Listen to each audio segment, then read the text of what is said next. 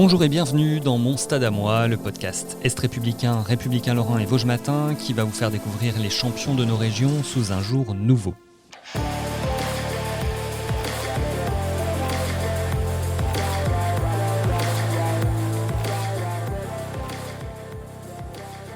Dirigeant emblématique du FC Metz, Carlo Molinari a permis au club de remporter 2 Coupes de France, c'était en 1984 et en 1988. Une compétition dont il garde des souvenirs inoubliables, qu'il a raconté à Jean-Sébastien Gallois.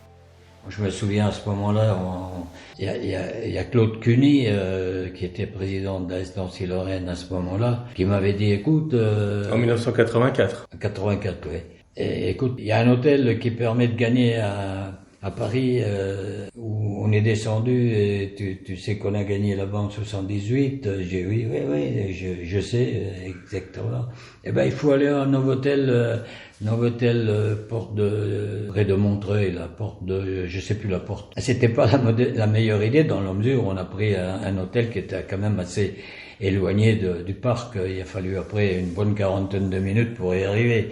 Donc tout ça, ce sont des moments que l'on vit et qui véritablement ne sont pas, comment dirais-je, connus du grand public, quoi. Et on est immergé là-dedans et il y a une préparation. Il y a surtout la première fois, vous êtes quand même en train de vous dire que ça va marquer, si on gagne, ça va marquer d'une pierre inoubliable pour le palmarès du club. Ça pouvait être quelque chose d'inoubliable. La preuve, c'est que ça s'est effectivement devenu inoubliable.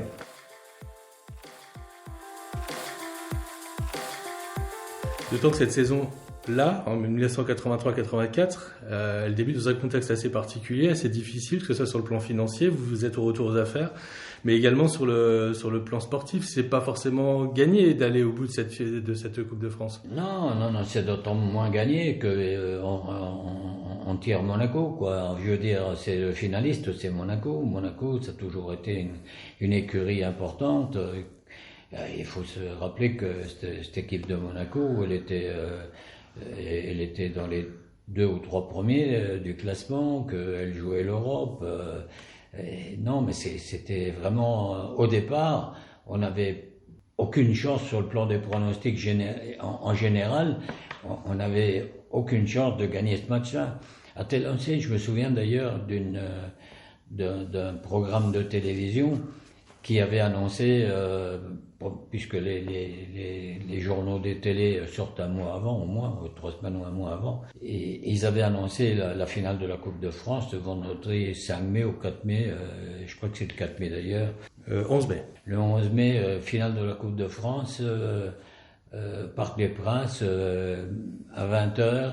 Monaco-Nantes. C'est la demi-finale. Voilà, mais avant la demi-finale, la presse spécialisée, les presses de télé, nous avaient donc déjà éliminés de toute chance de jouer la finale, puisque eux, ils avaient annoncé le programme de télévision en annonçant que ça serait Monaco-Nantes, quoi. Mais cette demi-finale, visiblement, a marqué les joueurs, surtout la demi-finale retour à Saint-Symphorien, qui était plein comme un œuf. Ouais. Quel souvenir vous avez de cette soirée-là aussi? Quelque chose. Là encore, ça prend aux tripes, parce que là, il y a un boulevard énorme qui est en train de s'éclairer devant vous, et en même temps, c'est quelque chose de fabuleux, parce que vous dites, on se dit, pétard, on te rend compte d'où on vient, et là, nous voilà d'un coup on se retrouve en finale de la Coupe de France. C'était un rêve qui se réalisait. Et après, bien sûr, ça a enchaîné en termes de l'organisation, la pression du public, le contexte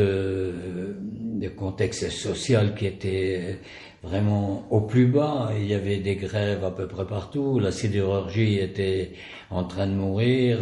Il fallait être près d'eux. Ça dépassait presque le stade tout simplement du football. C'était vraiment un événement social, quelque chose qui allait apporter un peu de baume au cœur, qui apportait un peu d'espoir à tous ces gens-là, et la possibilité aussi de se défouler un petit peu, de faire une sortie. Il y avait 10 500 Lorrains au Parc des Princes.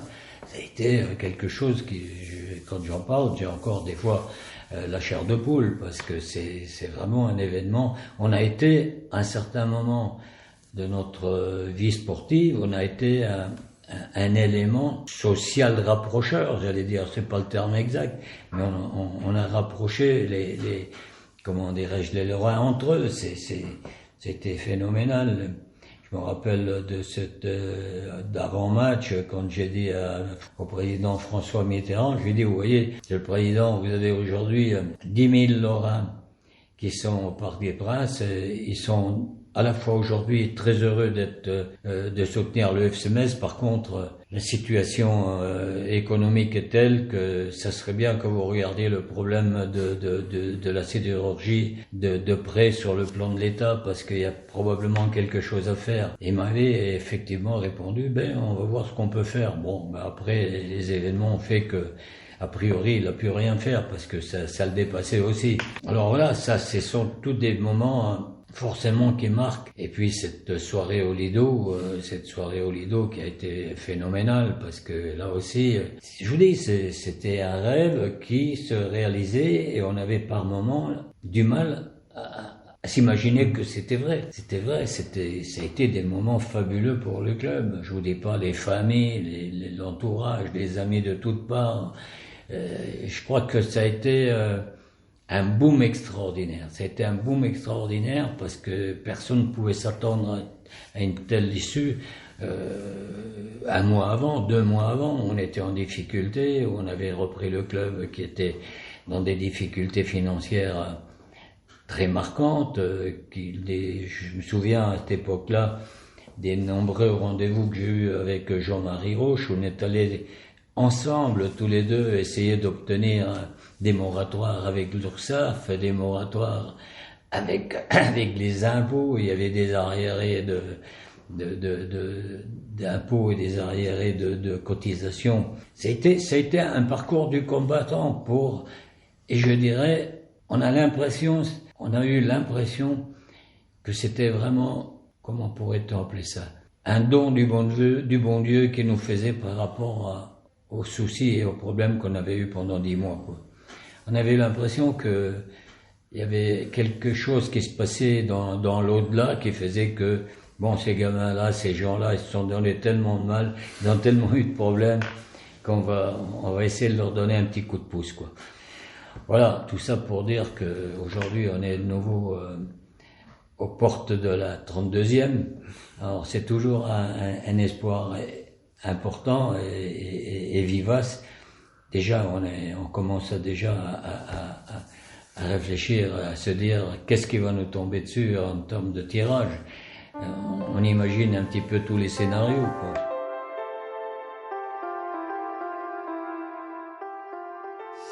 C'est incroyable, c'est pour ça que je disais tout à l'heure, il faut avoir une part de chance et se dire que on l'a peut-être mérité, parce que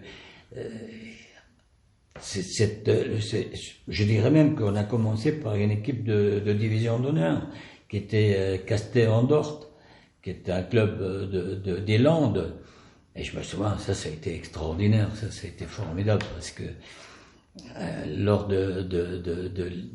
disons de la victoire sur ce club sur ce club amateur, ça a été extraordinaire, parce que ça nous a permis de créer là-bas presque un club de supporters. On les avait tellement bien reçus, on les avait tellement, je dirais, mis en avant et choyés, que c'était devenu des gens qui étaient devenus supporters du FC Metz. Je me souviens pour eux, ça a été leur fête nationale, entre guillemets, parce qu'ils sont montés avec une fanfare, avec des clubs, de supporters à eux, et on les a reçus ici, et je leur avais promis que si on allait en finale, je leur procurerais, je les inviterais à la finale.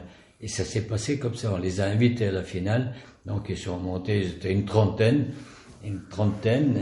qui ont assisté à la finale de la Coupe de France, invités par le FC Metz. Ça a été des moments fabuleux, quoi. Et ça, c'est en 1984. Toujours en 84, je suis toujours en 84.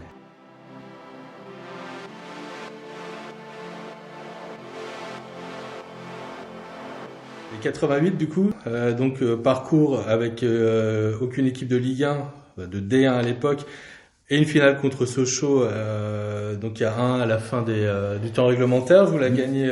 Michael Madar, ça je m'en souviens. Voilà, vous la gagnez finalement au tir au but.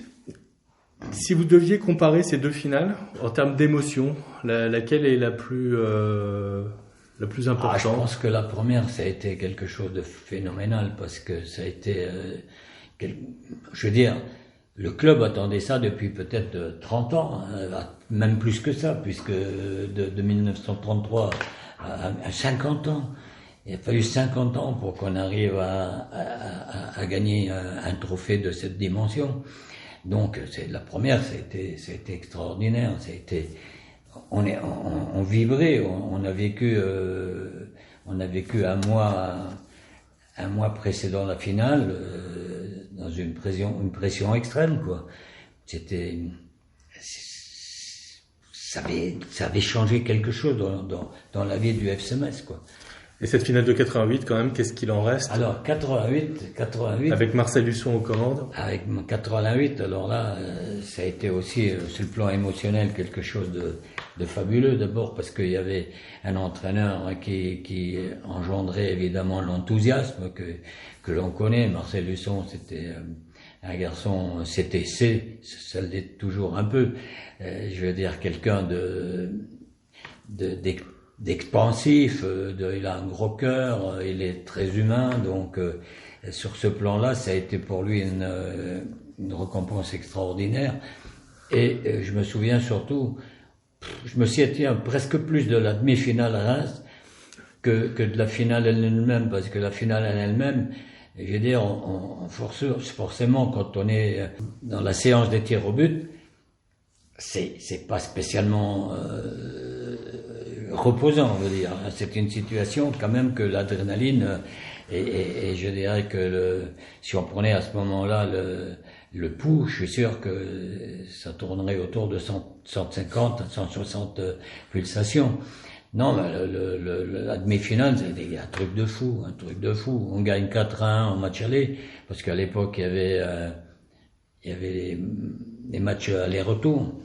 On gagne 4-1 ou 4-0, je sais plus, 4-0 je crois même. Oui, 4-0 au match aller à Metz. Alors forcément, c'était l'euphorie. Les gens grimpaient sur les grillages. Et je me souviens d'avoir fait le chemin de Metz à Reims avec un journaliste du Républicain Lorrain de l'époque et bien connu, Jean-Marie Trimbourg, qui lui n'était pas quelqu'un d'immergé dans le football. Il s'occupait surtout de grands reporters, des grands événements dans le monde.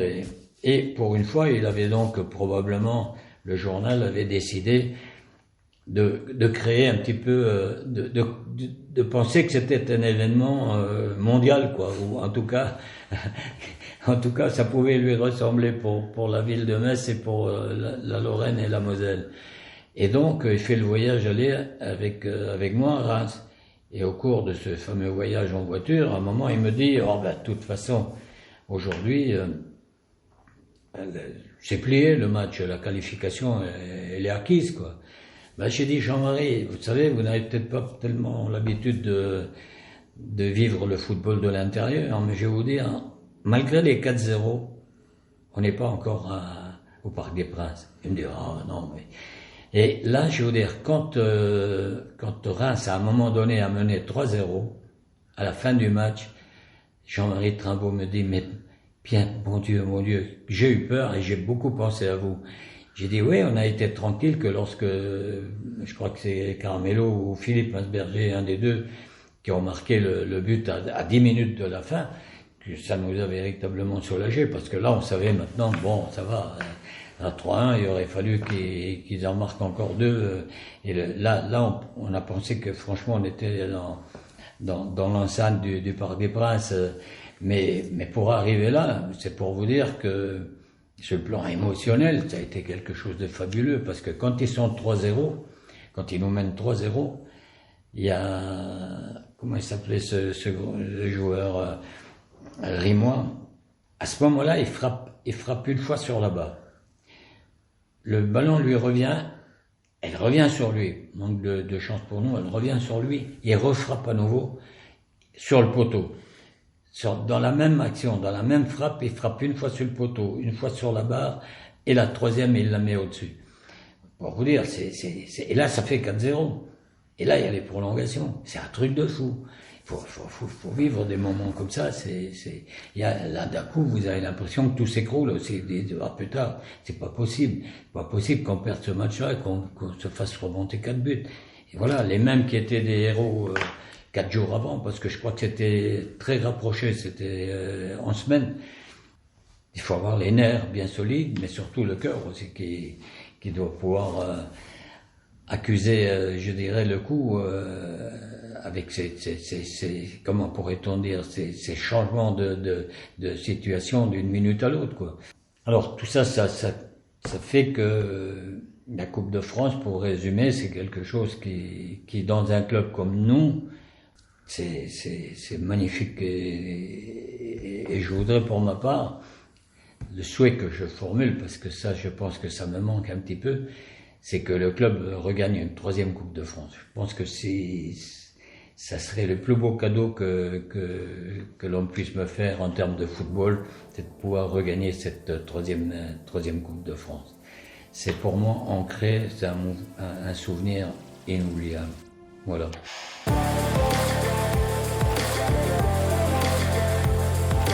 Carlo Molinari était interrogé par Jean-Sébastien Gallois. Abonnez-vous gratuitement à Mon Stade à moi sur Apple Podcast et sur toutes les autres plateformes pour recevoir tous les épisodes. Et à bientôt sur un autre stade.